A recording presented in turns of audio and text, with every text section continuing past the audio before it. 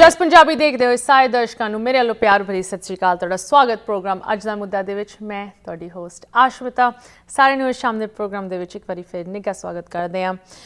ਅੱਜ ਦੇ ਪ੍ਰੋਗਰਾਮ ਦੇ ਵਿੱਚ ਅਸੀਂ ਇੱਕ ਇਹੋ ਜਿਹੀ ਇੰਡਸਟਰੀ ਉੱਤੇ ਇੱਕ ਸਪੈਸ਼ਲ ਫੀਚਰ ਤੁਹਾਡੇ ਨਾਲ ਪੇਸ਼ ਕਰ ਰਹੇ ਹਾਂ ਜੋ ਕਿ ਨਾ ਕਿ ਸਿਰਫ USA ਦੀ ਬੈਕਬੋਨ ਮੰਨੀ ਜਾਂਦੀ ਹੈ ਬਟ ਸਾਡੀ ਕਮਿਊਨਿਟੀ ਦੇ ਵਿੱਚ, ਪੰਜਾਬੀ ਕਮਿਊਨਿਟੀ ਦੇ ਵਿੱਚ ਇੱਕ ਬਹੁਤ ਹੀ ਵੱਡਾ ਰੋਲ ਪਲੇ ਕਰਦੀ ਹੈ ਜਿੱਥੇ ਐਂਟਰਪ੍ਰੈਨਿਊਰੀਅਲ ਇੰਡੇਵਰਸ ਦੀ ਗੱਲ ਆਉਂਦੀ ਹੈ ਸਾਡੀ ਕਮਿਊਨਿਟੀ ਦੇ ਵਿੱਚ। ਖਾਸ ਕਰਕੇ ਇਸ ਇੰਡਸਟਰੀ ਦੇ ਵਿੱਚ ਬਹੁਤ ਵੱਡੇ ਲੈਵਲ ਤੇ ਬਿਜ਼ਨਸ ਓਨਰਸ ਐਂਡ ਆਪਰੇਟਰਸ ਪਾਏ ਜਾਂਦੇ ਹਨ।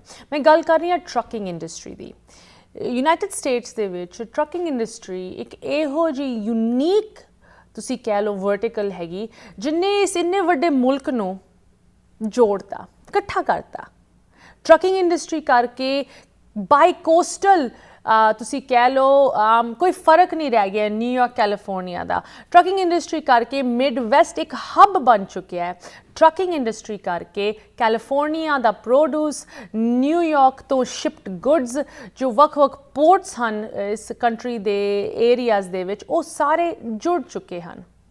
ਇਹੀ ਇੰਡਸਟਰੀ ਹੈਗੀ ਜਿਹਨੇ ਸਭ ਤੋਂ ਜ਼ਿਆਦਾ ਸਫਰ ਵੀ ਕੀਤਾ, ਖਾਸ ਕਰਕੇ ਜਦੋਂ ਕੋਵਿਡ ਹਿੱਟ ਹੋਇਆ ਉਸ ਤੋਂ ਬਾਅਦ ਕੋਵਿਡ ਸ਼ਟਡਾਊਨਸ, ਉਸ ਤੋਂ ਬਾਅਦ ਇਕਨੋਮਿਕ ਹਾਰਡਸ਼ਿਪਸ, ਰਿਸੈਸ਼ਨ, ਉਸ ਤੋਂ ਬਾਅਦ ਸਪਲਾਈ ਚੇਨ ਕ੍ਰਾਈਸਿਸ, ਇਨ ਸਾਰੀ ਚੀਜ਼ਾਂ ਨੇ ਇੱਕ ਕਰਕੇ ਸਭ ਤੋਂ ਵੱਡਾ ਅਸਰ ਇਸ ਇੰਡਸਟਰੀ 'ਤੇ ਪਾਇਆ।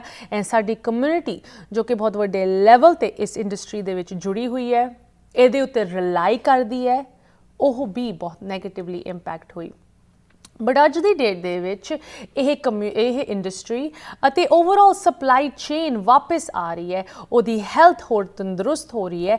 ਐਂਡ ਜੋ ਟਰੱਕਿੰਗ ਇੰਡਸਟਰੀ ਹੈਗੀ ਉਹਦੇ ਵਿੱਚ ਅੱਜ ਦੀ ਡੇਟ ਦੇ ਵਿੱਚ ਜੌਬਸ ਦੀ ਤੁਸੀਂ ਕਹਿ ਲਓ ਇੱਕ ਬਹੁਤ ਵੱਡੀ ਓਪਨਿੰਗ ਹੈਗੀ।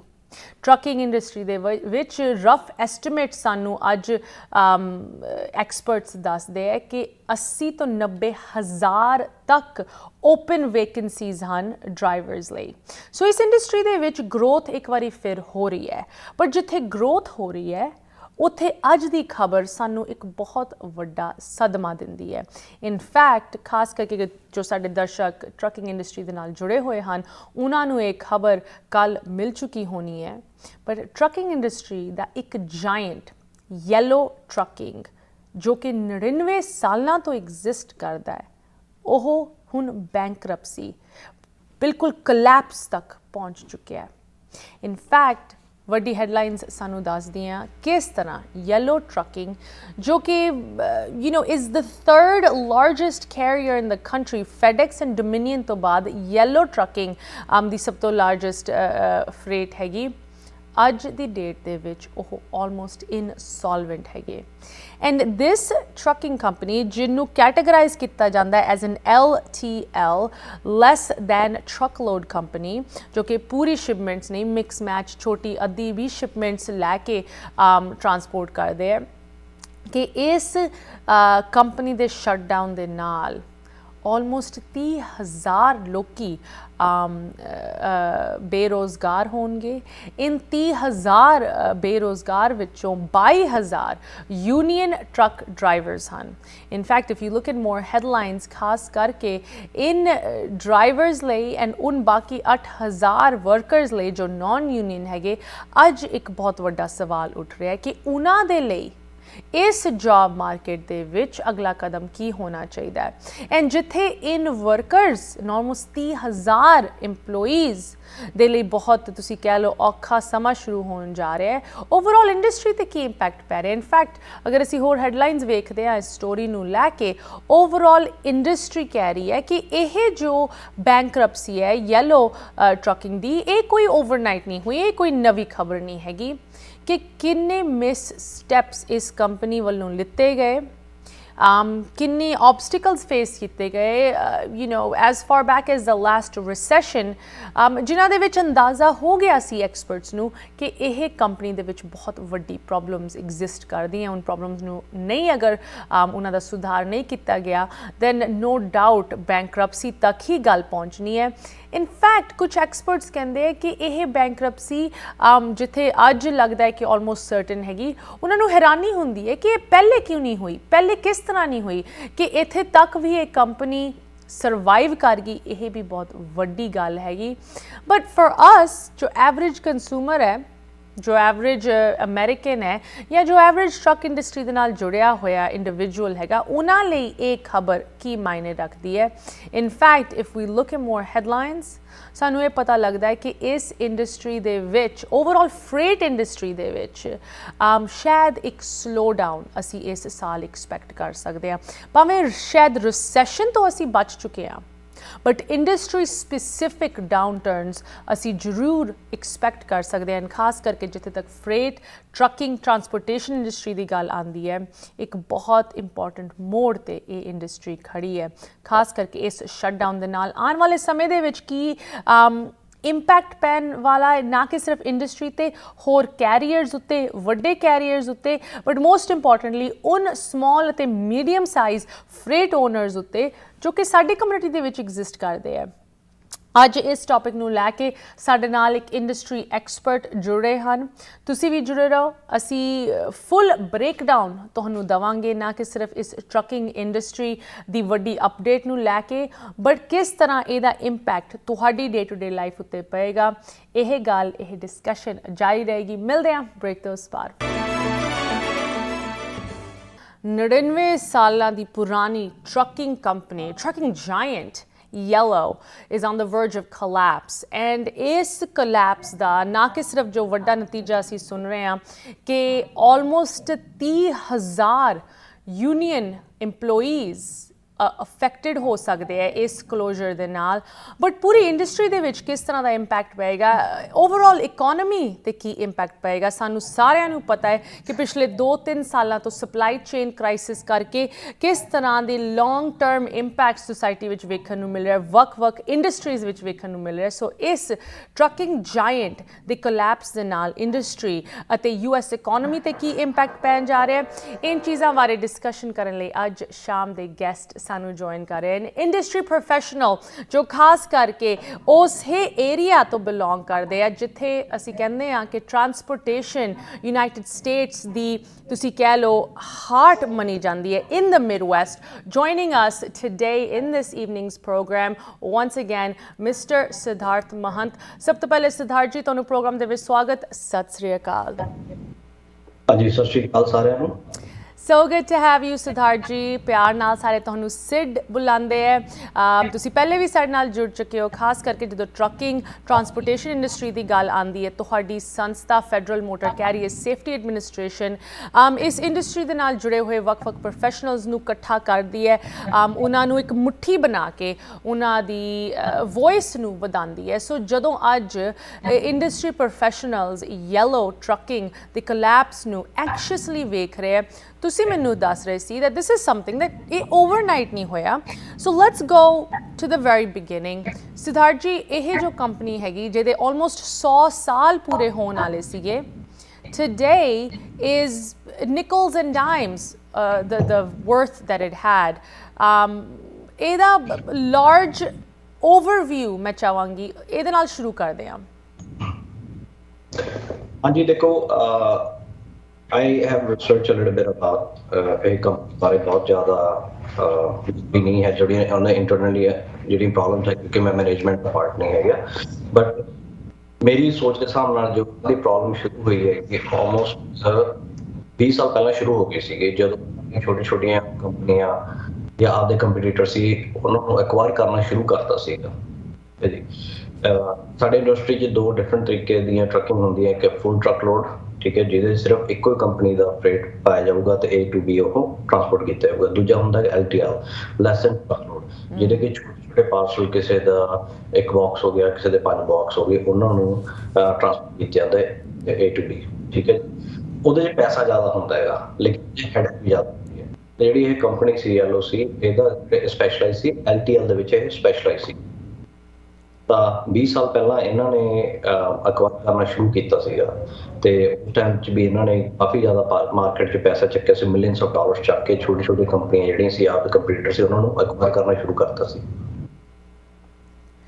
ਸੋ ਸਿਧਾਰਥ ਜੀ ਇਨ ਐਕੁਜ਼ੀਸ਼ਨਸ ਦੇ ਨਾਲ ਜਿਸ ਤਰ੍ਹਾਂ ਤੁਸੀਂ ਕਿਹਾ ਕੰਪੀਟੀਟਰਸ ਨੂੰ ਉਹਨਾਂ ਨੇ ਅਬਜ਼ੌਰਬ ਕਰਨਾ ਸ਼ੁਰੂ ਕੀਤਾ you know a lot of the reporting around this ਸਾਨੂੰ ਦੱਸਦੀ ਹੈ ਕਿ ਉਨ ਐਕੁਜ਼ੀਸ਼ਨਸ ਦੇ ਨਾਲ ਜੋ ਬੈਕ ਐਂਡ ਦੀ ਇੰਟੀਗ੍ਰੇਸ਼ਨ ਸੀਗੀ ਸ਼ਾਇਦ ਉਹ ਸਹੀ ਤਰੀਕੇ ਨਾਲ ਨਹੀਂ ਕੀਤੀ ਗਈ ਜਾਂ ਇਨਫ ਅਗਰੈਸਿਵਲੀ ਨਹੀਂ ਕੀਤੀ ਗਈ because when that recession hit in 2007-2008 ਤਦ ਉਸ ਚੀਜ਼ ਦਾ ਫਰਕ ਇਸ ਕੰਪਨੀ ਤੇ ਉਹਦਾ ਅਸਰ ਯੂ نو ਵੱਡੇ ਲੈਵਲ ਤੇ ਸਾਰਿਆਂ ਨੂੰ ਵੇਖਣ ਨੂੰ ਮਿਲਿਆ but today when we look at this bankruptcy filing what would you say were the specific missteps jo is bankruptcy tak is company nu leke aaye?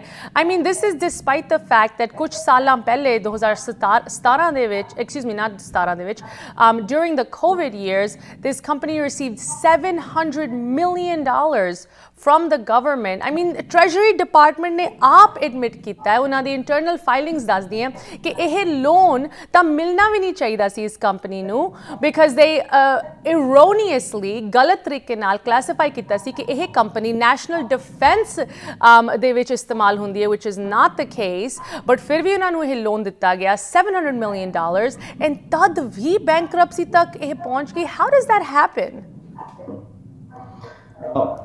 ਦੇਖੋ ਜੀ ਆਪਾਂ ਜੇ ਆ ਕੰਪਨੀ ਦੀ ਹਿਸਟਰੀ ਦੇਖੀਏ 100 ਸਾਲ ਪੁਰਾਣੀ ਕੰਪਨੀ ਹੈ ਠੀਕ ਹੈ ਜੀ. ਹਰੇਕ ਕਿਸੇ ਵੀ ਚੀਜ਼ ਦੀ ਇੱਕ ਬੁਨਿਆਦ ਹੁੰਦੀ ਹੈ ਤਾਂ 100 ਸਾਲ ਕਿਸੇ ਕੰਪਨੀ ਨੂੰ ਵੀ ਚਲਾਉਣਾ ਬਹੁਤ ਵੱਡੀ ਗੱਲ ਹੈ. 100 ਸਾਲ ਕੋਈ ਬਿਲਡਿੰਗ ਖੜੀ ਰੱਖਣਾ ਵੀ ਬਹੁਤ ਵੱਡੀ ਗੱਲ ਹੈ. 200-300 ਸਾਲ ਬਹੁਤ ਵੱਡੀ ਗੱਲ ਹੈ. ਜਿਹੜਾ ਬੰਦਾ ਕੋਈ ਵੀ ਬੰਦਾ ਕਿਸੇ ਵੀ ਕੰਪਨੀ ਦਾ ਕਿਸੇ ਦੇ ਪਰਿਵਾਰ ਦਾ ਇਹਨੂੰ ਐਜ਼ ਅ ਪਰਿਵਾਰ ਗਿਣੋ ਤੁਸੀਂ ਜਦੋਂ ਉਹਦਾ ਬੇਸ ਬਣਾਉਂਦਾ ਹੈ ਉਹਨਾਂ ਦੇ ਜਿਹੜੇ ਬਜ਼ੁਰਗ ਹੁੰਦੇ ਜਿਨ੍ਹਾਂ ਨੇ ਉਹ ਪਰਿਵਾਰ ਸ਼ੁਰੂ ਕੀਤਾ ਹੁੰਦਾ ਹੈ ਘਰ ਬਣਾਉਣਾ ਸ਼ੁਰੂ ਕੀਤਾ ਹੁੰਦਾ ਬਹੁਤ ਸੋਚ ਸਮਝ ਕੇ ਉਹ ਬੁਨਿਆਦ ਬਣਾਈ ਹੁੰਦੀ ਹੈ. ਜਿਹੜੀ ਉਹਨਾਂ ਦੀ ਅਟੈਚਮੈਂਟ ਹੋਊਗੀ ਨਾ ਇੱਕ ਘਰ ਦੇ ਨਾਲ ਜਾਂ ਇੱਕ ਕੰਪਨੀ ਦਾ ਪਰਿਵਾਰ ਦੇ ਨਾਲ ਉਹ ਜਨਰੇਸ਼ਨ ਤੋਂ ਜਨਰੇਸ਼ਨ ਜੋ ਪਾਸ ਹੋਣਗੀਆਂ ਉਹ ਵੀਕ ਹੁੰਦੀਆਂ ਹੀ ਹੁੰਦੀਆਂ ਜੀ. ਜਿਹੜੀ ਇੰਟੈਂਸ਼ਨ ਨਾਲ ਪਹਿਲੇ ਬੰਦੇ ਨੇ ਕੰਪਨੀ ਸ਼ੁਰੂ ਕੀਤੀ ਜਿੰਨੀ ਮਿਹਨਤ ਕੀਤੀ ਹੁੰਦੀ ਹੈ ਉਹ ਅੱਗੇ ਜਨਰੇਸ਼ਨਸ ਉਨੀ ਮਿਹਨਤ ਨਹੀਂ ਕਰਦੇ ਕਿਉਂਕਿ ਉਹਨਾਂ ਨੇ ਉਨੀ ਹਾਰਡਸ਼ਿਪ ਨਹੀਂ ਦੇਖੀ ਹੁੰਦੀ ਉਹਨੂੰ ਚਲਾਉਣ ਵਾਸਤੇ. ਜਾਂ ਉਹਦੇ ਨਾਲ ਵੀ ਸੇਮ ਹੋਇਆ ਹੈਗਾ. ਜਿਹੜੇ ਬੰਦੇ ਨੇ ਸ਼ੁਰੂ ਕੀਤੀ ਸੀ ਉਹਨੂੰ ਵਿਚਾਰੇ ਨੂੰ ਮੁੱਕਿਆਂ ਨੂੰ ਬਹੁਤ ਟਾਈਮ ਹੋ ਗਿਆ. ਉਸ ਤੋਂ ਬਾਅਦ ਸੈਕਿੰਡ ਜਨਰੇਸ਼ਨ ਥਰਡ ਜਨਰੇਸ਼ਨ ਤੇ ਉਸ ਤੋਂ ਬਾਅਦ ਸ਼ੇਅਰ ਹੋਲਡਰਸ ਬਣ ਗਏ ਕਿ ਜਿਹੜੇ ਕੰਪਨੀ ਦੇ ਵਿੱਚ ਹੁੰਦੇ ਜਾਂ ਬਾਹਰ ਲੋਕ ਸ਼ੇਅਰਸ ਬਾਏ ਕਰਦੇ ਆ ਉਹਨਾਂ ਦਾ ਇਨਪੁਟ ਬਹੁਤ ਹੁੰਦਾ ਡਿਸੀਜਨ ਮੇਕਿੰਗ ਦੇ ਵਿੱਚ. ਇਹ ਕੰਪਨੀ ਨਾਲ ਵੀ ਸੇਮ ਹੀ ਚੀਜ਼ਾਂ ਹੋਈਆਂ. ਇਹਨਾਂ ਨੂੰ ਸਰਵਾਈਵ ਕਰਨ ਵਾਸਤੇ ਇਹਨਾਂ ਦੇ ਦੋ ਮੇਜਰ ਕੰਪੀਟੀਟਰ ਹੈਗੇ ABF ਹੈਗਾ ਤੇ T-Force ਕਰਕੇ ਕੰਪਨੀ ਹੈ. ਦੋ ਮੇਜਰ ਕੰਪੀਟੀਟਰ ਹੈਗੇ ਰਾਈਟ.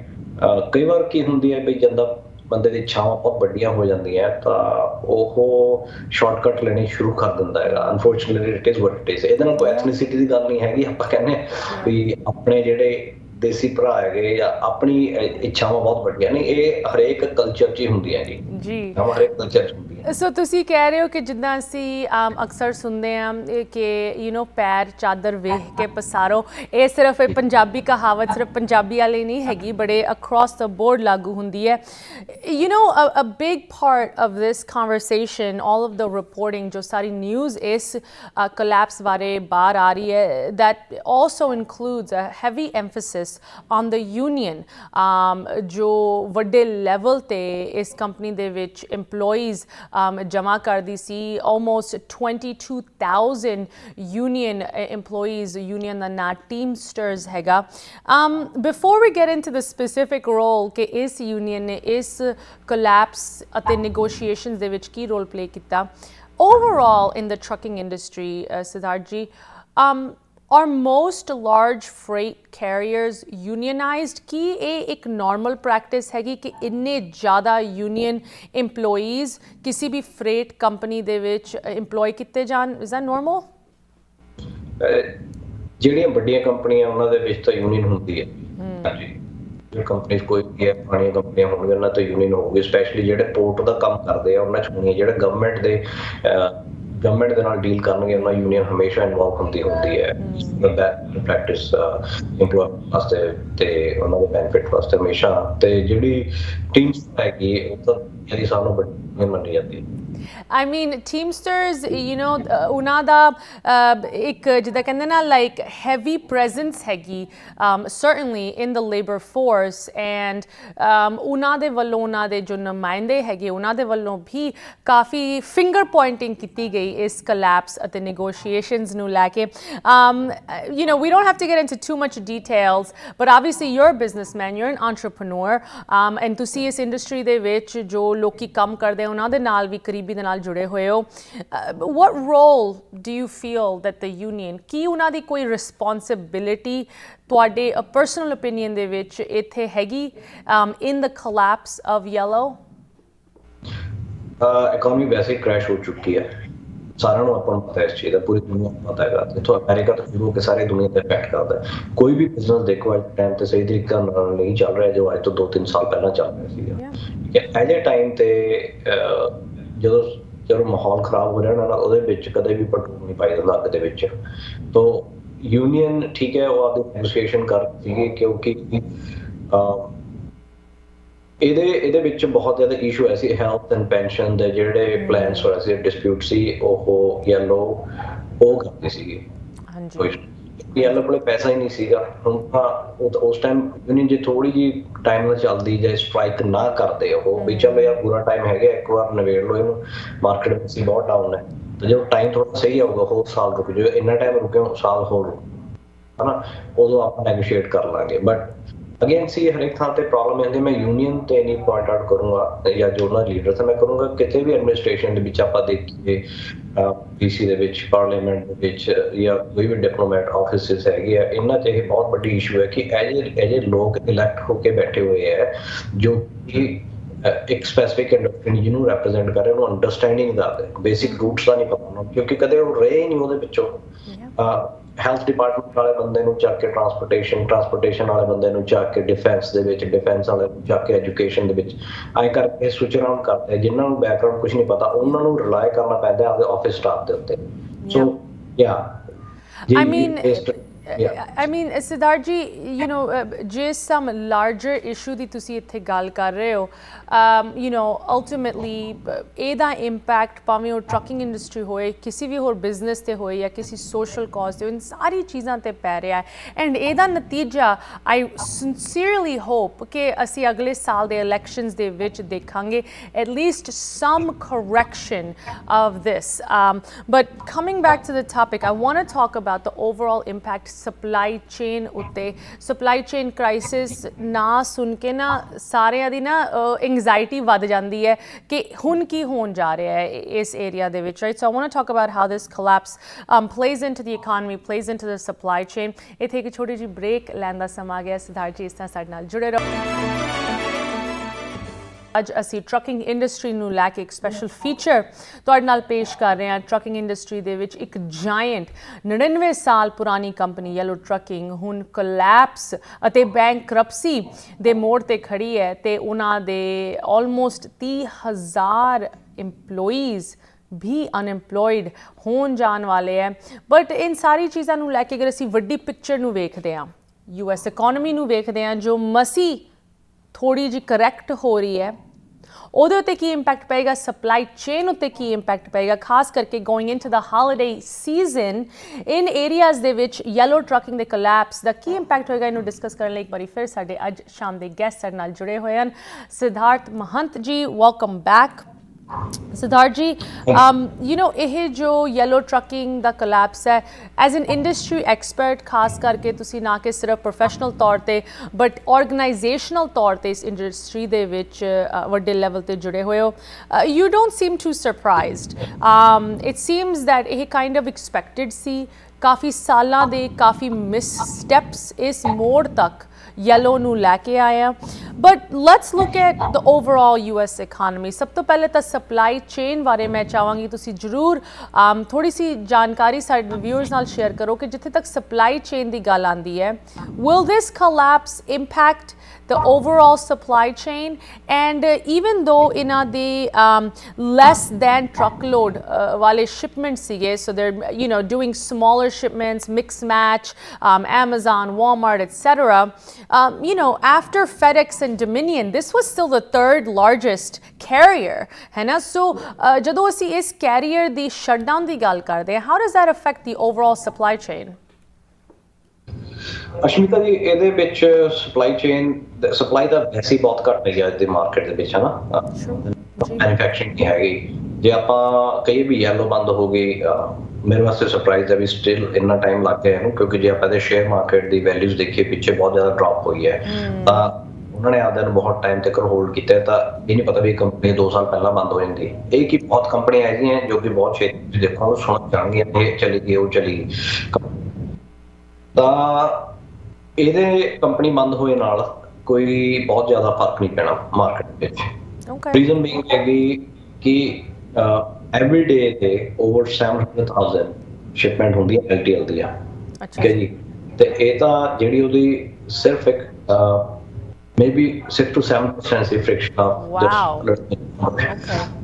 ਇਹਦਾ ਬੈਨੀਫਿਟ ਜਿਹੜਾ ਹੋਣਾ ਵੱਡੀ ਕੰਪਨੀਆਂ ਨੂੰ ਹੋ, ਜਿਵੇਂ ਤੁਸੀਂ ਕਿਹਾ FedEx ਹੋ ਗਿਆ, ABF ਹੋ ਗਿਆ, ਇਹ ਜਿਹੀ ਕੰਪਨੀਆਂ, ਉਹਨਾਂ ਨੂੰ ਬੈਨੀਫਿਟ ਹੋਣਾ। ਬਾਕੀ ਕਿਉਂਕਿ ਉਹ ਵੀ ਕੰਪਨੀਆਂ ਵੀ ਸਟਰਗਲ ਕਰ ਰਹੀਆਂ, ਇਹ ਨਹੀਂ ਹੈ ਕਿ ਉਹ ਕੰਪਨੀਆਂ ਸਟਰਗਲ ਨਹੀਂ ਕਰ ਰਹੀਆਂ, right?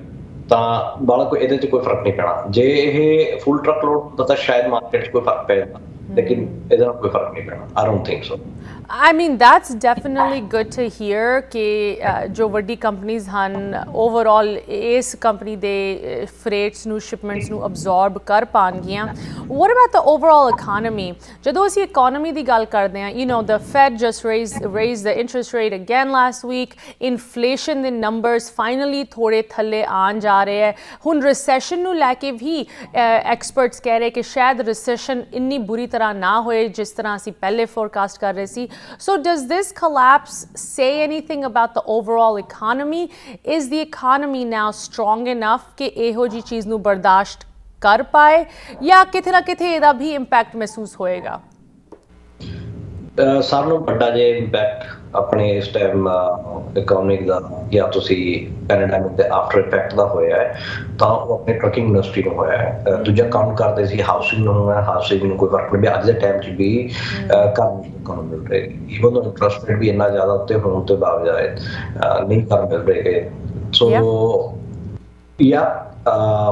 I don't think so ਕਿੰਨਾ ਫਰਕ ਹੈਗਾ ਕਿ ਅੱਜ ਦੇ ਟਾਈਮ ਵੀ ਜੇ ਆਪਾਂ ਕਿ ਅਨਇੰਪਲੋਇਮੈਂਟ ਇੰਨਾ ਨਹੀਂ ਹੈਗਾ, ਇੰਪਲੋਈ ਜੌਬਸ ਹਜੇ ਵੀ ਬਹੁਤ ਅਵੇਲੇਬਲ ਹੈ ਉਹਨਾਂ ਵਾਸਤੇ ਜਿਨ੍ਹਾਂ ਨੇ ਕਰਨੀ ਹੈ। ਜਿਨ੍ਹਾਂ ਨੇ ਕਰਨੀ ਉਹਨਾਂ ਵਾਸਤੇ ਤਾਂ ਐਕਸਕਿਊਜ਼ ਹੁੰਦੇ ਹੀ ਹੈਗੇ। ਆ ਜਿਹੜੇ 22,000 ਟਰੱਕ ਡਰਾਈਵਰਸ ਜਿਹੜੇ ਅਨਇੰਪਲੋਇਡ ਹੋਏ ਆ ਕੱਲ, ਠੀਕ ਹੈ ਜੀ, ਉਹਨਾਂ ਨੂੰ ਅੱਜ ਜੌਬਸ ਉਹਨਾਂ ਵਾਸਤੇ ਅਵੇਲੇਬਲ ਹੈ, ਕਿਉਂਕਿ ਅੱਜ ਦੇ ਟਾਈਮ 'ਚ ਵੀ 85,000 ਡਰਾਈਵਰਸ ਦੀ ਅਮਰੀਕਾ ਦੇ ਵਿੱਚ ਸ਼ੋਰਟੇਜ ਹੈ, ਠੀਕ ਹੈ ਜੀ। ਜਿਹੜੇ 8,000 ਦੂਜੇ ਇੰਪਲੋਈਜ਼ ਹੈਗੇ ਯੈਲੋ ਦੇ ਵਿੱਚ, ਬਾਕੀ ਵੇਅਰਹਾਊਸ 'ਚ ਕੰਮ ਕਰਦੇ, ਐਡਮਿਨਿਸਟ੍ਰੇਟਿਵ ਕਰਦੇ, ਜਿੱਥੇ ਵੀ ਕੰਮ ਕਰਦੇ ਸੀ, ਆਫਿਸ 'ਚ ਕਰਦੇ ਸੀ, ਉਹਨਾਂ ਨੂੰ ਵੀ ਜੌਬ ਜਾਣੀ ਹੈ ਜੀ। ਗੱਲ ਹੈ ਵੇਅਰਹਾਊਸ ਦੀ ਜਿਹੜੇ ਹਜੇ ਵੀ ਸ਼ੋਰਟੇਜ ਹੈਗੀ ਹੈ ਇੰਪਲੋਈਜ਼ ਦੀ। ਸੋ ਇਕਨੋਮੀ 'ਚ ਫਰਕ ਹੈਗਾ, ਲੇਕਿਨ ਆਈ ਡੋਂਟ ਥਿੰਕ ਸੋ ਕਿ ਇੰਨਾ ਡਾਊਨ ਹੈ ਕਿ ਲੋਕ ਚੀਜ਼ਾਂ ਅਫੋਰਡ ਨਹੀਂ ਕਰ ਸਕਦੇ। ਜੀ I'm once again I'm glad ਕਿ ਤੁਸੀਂ ਇਹ ਕਲੈਰੀਫਾਈ ਕੀਤਾ, ਰਾਈਟ? ਖਾਸ ਕਰਕੇ ਜਦੋਂ ਜੌਬਸ ਦੀ ਗੱਲ ਆਉਂਦੀ ਹੈ, ਲੋਕਾਂ ਨੂੰ ਲੱਗਦਾ ਹੈ ਕਿ ਇੰਨੇ ਜ਼ਿਆਦਾ ਲੋਕੀ ਜੌਬਸ ਮਾਰਕੀਟ ਦੇ ਵਿੱਚ ਆਉਣਗੇ ਤੇ ਸਾਨੂੰ ਤਕਲੀਫ ਹੋਏਗੀ, but this is ultimately a good thing, ਖਾਸ ਕਰਕੇ ਟਰੱਕਿੰਗ ਇੰਡਸਟਰੀ ਲਈ ਜਿੱਥੇ ਇੰਨੀ ਜ਼ਿਆਦਾ ਹਲੇ ਵੀ ਵੱਡੀ ਲੋੜ ਹੈ drivers the. So these 22,000 drivers will have jobs ਅਗਰ ਉਹਨਾਂ ਨੂੰ ਸਹੀ ਤਰੀਕੇ ਨਾਲ ਉਹ ਉਹਨਾਂ ਦੇ ਲਈ ਲੱਭਦੇ ਹੈ। Coming now to our specific community, ਸਾਡੀ ਕਮਿਊਨਿਟੀ ਦੇ ਵਿੱਚ ਟਰੱਕ ਡਰਾਈਵਰਸ, ਓਨਰਸ, ਆਪਰੇਟਰਸ ਕਿੰਨੀ ਵੱਡੀ ਗਿਣਤੀ ਦੇ ਵਿੱਚ ਹੈਗੇ, ਮੀਡੀਅਮ ਅਤੇ ਲਾਰਜ ਸਾਈਜ਼ ਫਰੇਟ ਓਨਰਸ ਵੀ ਹੈਗੇ। ਫॉर ਆਵਰ ਕਮਿਊਨਿਟੀ ਸਪੈਸੀਫਿਕਲੀ ਕੀ ਤੁਸੀਂ ਕਾਲ ਟੂ ਐਕਸ਼ਨ ਜਾਂ ਐਡਵਾਈਜ਼ਰੀ ਦੇ ਸਕਦੇ ਹੋ ਤਾਂ ਕਿ ਸਾਡੀ ਕਮਿਊਨਿਟੀ ਨੂੰ ਇਸ ਡਿਵੈਲਪਮੈਂਟ ਤੋਂ ਕੋਈ ਬੁਰਾ ਇੰਪੈਕਟ ਨਾ ਅੱਗੇ ਜਾ ਕੇ ਹੋਏ? ਸਕਦੇ ਜੀ, ਬਹੁਤ ਸੋਚ ਸਮਝ ਕੇ ਚਲੋ। ਜ਼ਿਆਦਾ ਹਾਈ ਇੰਟਰਸਟ ਰੇਟ ਤੇ ਇਕਵਿਪਮੈਂਟ ਨਾ ਬਾਏ ਕਰੋ, ਐਕਸਪੈਂਸਿਵ ਇਕਵਿਪਮੈਂਟ ਨਾ ਬਾਏ ਕਰੋ, ਕਿਉਂਕਿ ਤੁਹਾਨੂੰ ਉਹਦੀ ਰਿਟਰਨ ਨਹੀਂ ਮਿਲਣੀ। ਆਪਣੀ ਟਰੱਕਿੰਗ ਨੂੰ ਹਜੇ ਠੀਕ ਹੁੰਦੇ ਹਜੇ ਵੀ I would say close to 1 ਸਾਲ ਲੱਗ ਜਾਣਾ। ਅਗਲੇ ਸਾਲ ਮਈ ਜੂਨ ਤੋਂ ਬਾਅਦ ਟਰੱਕਿੰਗ ਇੰਡਸਟਰੀ ਜੋ ਠੀਕ ਹੋ, ਜਿਵੇਂ ਜੋ ਕਿ ਮੈਂ ਐਨਾਲਾਈਜ਼ ਕੀਤੀ ਹੈ, ਕਿ ਬਹੁਤ ਸਾਰੀ ਮੀਟਿੰਗਸ ਵਿੱਚ ਜਾਣੇ ਹਾਊਸਿੰਗ ਸਟਾਫ ਨਾਲ ਵੀ ਹੈਗੇ, ਟਰੱਕਿੰਗ ਵਾਲੇ ਵੀ ਹੁੰਦੇ ਹੈਗੇ, ਤਾਂ ਅਜੇ ਨਹੀਂ ਕੁਝ ਵੀ ਠੀਕ ਹੋਣਾ। ਬਾਕੀ ਹਾਂ, ਇੱਕ ਜੀ ਵੇਵ ਜ਼ਰੂਰ ਆਉਗੀ close October and November because of the holiday season, but ਫਿਰ ਚਲੇ ਜਾਣਾ ਹੈ। ਸੋ ਬੀ ਵੈਰੀ ਕੇਅਰਫੁਲ ਜੀ। I mean, I think this is a sound advice across the board. पैसे बचा के सोच समझ दे नाल खर्चो, अगर खर्चन ਦੀ ਲੋੜ ਵੀ ਹੈਗੀ ਖਾਸ ਕਰਕੇ ਬਿਜ਼ਨਸ ਇਨਵੈਸਟਮੈਂਟਸ ਦੇ ਵਿੱਚ ਅਗਲਾ ਸਾਲ ਹਲੇ ਔਖਾ ਹੋ ਸਕਦਾ ਹੈ financially speaking.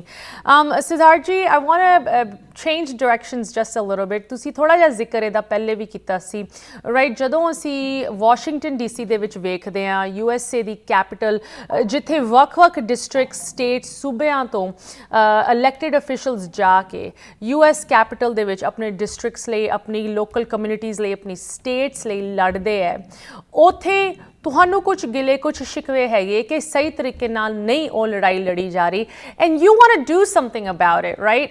I'm very excited to share this information with our viewers, but ਮੈਂ ਚਾਹਾਂਗੀ ਤੁਸੀਂ ਇਹ ਜਾਣਕਾਰੀ viewers ਨੂੰ ਦੱਸੋ ਕਿ ਤੁਸੀਂ ਇਸ ਸਿਚੁਏਸ਼ਨ ਵਿੱਚ ਸੁਧਾਰ ਲੈ ਕੇ ਆਉਣ ਲਈ ਕੀ ਕਰਨ ਜਾ ਰਹੇ ਹੋ? It's a big step I'm taking.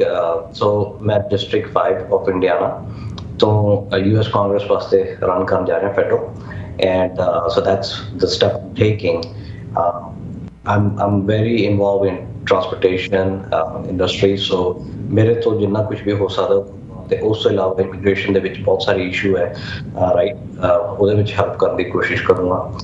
Again ਮੈਂ ਸਿਰਫ ਲੜ ਸਕਦਾ ਹਾਂ on behalf of those people who can speak their words, can express it, and ਜਿਨ੍ਹਾਂ ਦੀ ਆਵਾਜ਼ ਸੁਣੀ ਨਹੀਂ ਜਾਂਦੀ, ਜਿਨ੍ਹਾਂ ਨੂੰ ਫੀਲ ਨਹੀਂ ਕੀਤਾ ਜਾਂਦਾ.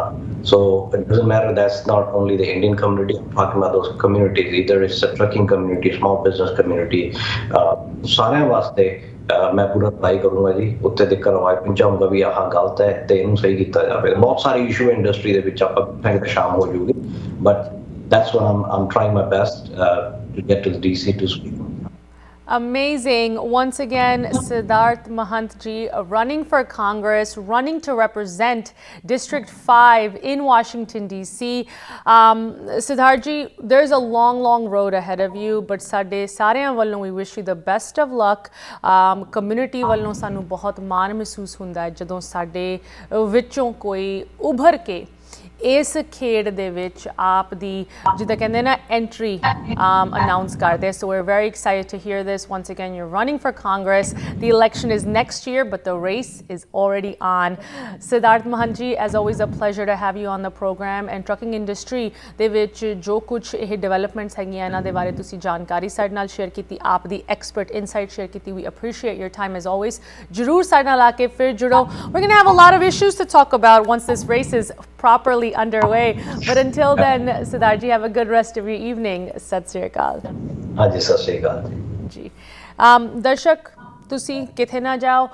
ਸਿਧਾਰਥ ਜੀ ਦੀ ਇਸ ਅਨਾਉਂਸਮੈਂਟ ਨੂੰ ਲੈ ਕੇ ਆਉਣ ਵਾਲੇ ਹਫ਼ਤਿਆਂ, ਮਹੀਨਿਆਂ ਦੇ ਵਿੱਚ ਅਸੀਂ ਹੋਰ ਜਾਣਕਾਰੀ ਤੁਹਾਡੇ ਨਾਲ ਜ਼ਰੂਰ ਸ਼ੇਅਰ ਕਰਦੇ ਰਵਾਂਗੇ, because once again one of R on is running for Congress, and ਖਾਸ ਕਰਕੇ ਮਿਡ ਵੈਸਟ ਦੇ ਵਿੱਚ ਜਿੱਥੇ ਸਾਡੀ ਕਮਿਊਨਿਟੀ ਦੀ ਗਿਣਤੀ ਵੱਧ ਗਈ ਹੈ.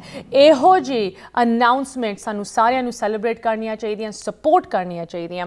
ਬਟ ਇੱਥੇ ਅਸੀਂ ਬ੍ਰੇਕ ਲਈ ਰੁਕਦੇ ਹਾਂ. ਬ੍ਰੇਕ ਤੋਂ ਬਾਅਦ ਅੱਜ ਦੀ ਕੁਝ ਹੋਰ ਵੱਡੀ ਖਬਰਾਂ ਮਿਲਦੇ ਹਾਂ ਬ੍ਰੇਕ ਤੋਂ ਉਸ ਪਾਰ. ਜਿੱਥੇ ਤੱਕ US ਇਕੋਨਮੀ ਦੀ ਗੱਲ ਆਉਂਦੀ ਹੈ, ਇਕੋਨਮੀ ਸਿਰਫ ਨੰਬਰਸ, ਬਿਜ਼ਨਸਿਸ ਦੇ ਰਾਈਜ਼ ਐਂਡ ਫਾਲ ਤੋਂ ਨਹੀਂ ਕੈਲਕੂਲੇਟ ਹੁੰਦੀ. ਅਨਫੋਰਚੂਨੇਟਲੀ ਇਕੋਨਮੀ ਪੋਲੀਟੀਕਲ ਤੌਰ 'ਤੇ ਵੀ ਵੇਖੀ ਜਾਂਦੀ ਹੈ, ਐਂਡ ਖਾਸ ਕਰਕੇ going in to the election year economy ਦੇ ਵਿੱਚ ਪੋਲੀਟਿਕਸ ਨੰਬਰਸ ਤੋਂ ਵੀ ਜ਼ਿਆਦਾ ਫੈਕਟਰ ਇਨ ਕਰਦੇ ਹੈ.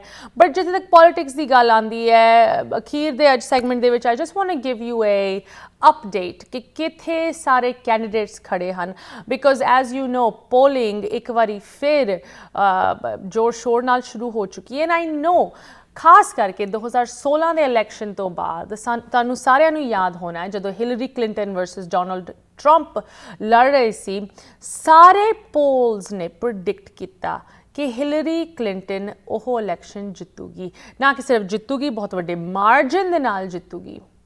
ਆਫ ਕੋਰਸ ਇਲੈਕਸ਼ਨ ਡੇ ਤੋਂ ਬਾਅਦ ਅਗਲੇ ਦਿਨ ਸਾਰੇ ਉਹ ਪੋਲਸ ਇੰਨੀ ਬੁਰੀ ਤਰ੍ਹਾਂ ਗਲਤ ਸਾਬਿਤ ਕੀਤੇ ਗਏ ਕਿ ਨਿਊਯਾਰਕ ਟਾਈਮਸ ਦੇ ਫਰੰਟ ਪੇਜ 'ਤੇ ਲਿਖਿਆ ਹੋਇਆ ਸੀ, ਆਈ ਮੀਨ ਉਹਨਾਂ ਦੀ ਮੇਨ ਹੈਡਲਾਈਨ ਸੀਗੀ, ਆਲ ਆਫ ਦ ਪੋਲਸ ਵਰ wrong.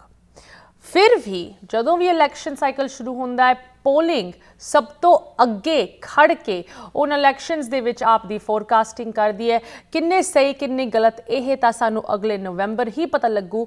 But a the date दे विच कुछ करंट पोलिंग दी अपडेट्स मैं तुहानू देना चाहती हाँ। Let's start with president Biden. President Biden की सपोर्ट डेमोक्रेटिक पार्टी दे विच वध रही है।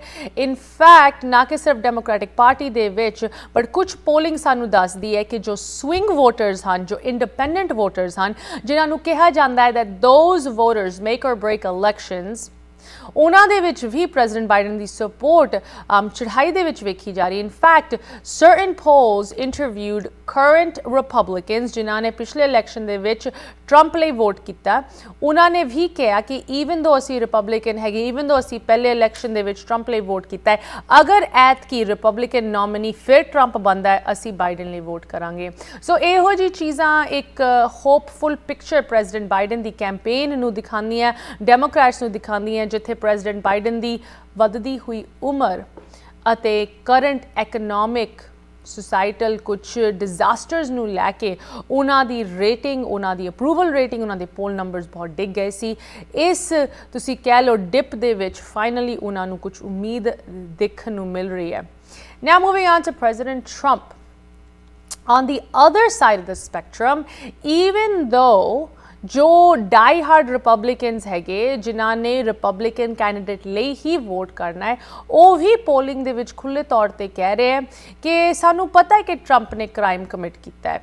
जो सारे प्रेजिडेंट ट्रंप दे ऑनगोइंग लिटिगेशंस लॉसूट्स हैं वक्-वक् स्टेट्स दे विच उन्हां दे केसेस चल रहे हैं वो बेल ते रिलीज़ होए है न्यूयॉर्क स्टेट वाले केस विचों ते होर 3 जुरिसडिक्शंस दे विच भी उन्हां नूं शायद तो बाद बेल ते रिलीज़ किया जाऊगा।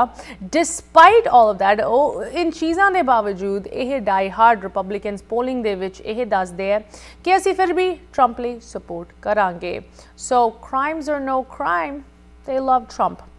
बट प्रेजिडेंट ट्रंप की कैंपेन दे विच इस वेले एक बहुत वड्डा इशू खड़ा हो रहा है कि उन्हां दी कैंपेन दी जो बैंक अकाउंट हैगा वो बहुत ही डिग चुके हैं। इन फैक्ट जो पोलिटिकल एक्शन कमेटी जो पैक पे कर रहा है इन्हां दी सारी कैंपेन एक्टिविटीज़ लई इट्स नियरली ब्रोक एंड यह इस करके ऑलमोस्ट ब्रोक हो गया मतलब कोई पैसे नहीं रह गए इस पोलिटिकल एक्शन कमेटी दे विच कैंपेनिंग लई एडवरटाइजमेंट्स लई ट्रैवल लई इहो जी रैलीज़ करन लई प्रिंट मटीरियल बनाने लई पैसे इस करके नहीं रह गए because all of that money is going to president Trump's legal fees. In fact जिस तरह सानू अगली हैडलाइन दसदी है हजे तक प्रेजिडेंट ट्रंप दे पोलिटिकल एक्शन कमेटी ने लगभग $100 मिलियन इस साल खर्च किए सिर्फ लीगल फीस ते comparatively Ron DeSantis is super PAC उस बैंक अकाउंट दे विच हले भी $97 मिलियन हन खर्च करने लिए। यह वक्री गल है कि रॉन डिसेंटिस दी कैंपेन ओवरऑल लार्जली इस वेले डेड ऑन अराइवल वेखी जा रही है। ज़्यादा कोई सपोर्ट खास करके पोलिंग दे विच रॉन डिसेंटिस लिए नहीं असी वेख रहे। जिथे तक प्रेजिडेंट ट्रंप रिपब्लिकन्स दे विच 54% पोलिंग कर रहे हैं Ron DeSantis is at 17% and once again हर एक पोल दे विच मार्जिन ऑफ एरर हुंदा है हर एक पोल डिफरेंट डेटा सैट नूं वेखदा है। बट इस वेले प्रेजिडेंट ट्रंप दी जो कैंपेन फंडिंग दी प्रॉब्लम हैगी that goes beyond any poll because oh numbers कोई forecast नहीं है those are real hard numbers and President Trump ने आप दे donors दे $100 million अपनी legal fees दे already खर्च कर देते हैं and that's just this year alone। असी हले अगस्त दे विच पहुंचे हैं सो बाकी साल हले भी रहा पे अगे let's see what happens। but अज दे प्रोग्राम दे विच असी काफ़ी सारी जानकारी तुहाडे नाल शेयर कीती इन टॉपिक्स नूं लैके साडे गैस्ट लई कोई भी क्वेश्चनस कॉमेंट्स कंसर्न तुसीं जरूर सानूं लिख सकदे हो info@jusbroadcasting.com aashmeeta@jusbroadcasting.com। हुण सानूं भी दिओ इजाज़त। सत श्री अकाल।